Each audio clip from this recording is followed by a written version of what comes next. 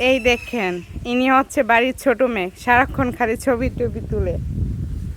আর বাড়ির ছোট মেয়েরা একটু আরামেশ করবে, একটু ছবি তুলবে, অ্যান্ড হচ্ছে সবাই তাকে গিফট করবে, অ্যান্ড হচ্ছে তাকে সালামি দিবে, এইটাই তো নিয়ম বলেন।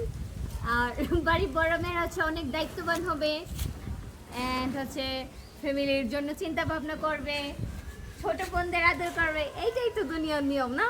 তো আমি একটু বেশি ছবি তুলি, একটু বেশি সাজগুজ পছন্দ করি, একটু সোজা করো তোমারটা, একটু বেশি ছবি তুলি, সাজগোজ পছন্দ করি, সবই করি আমি।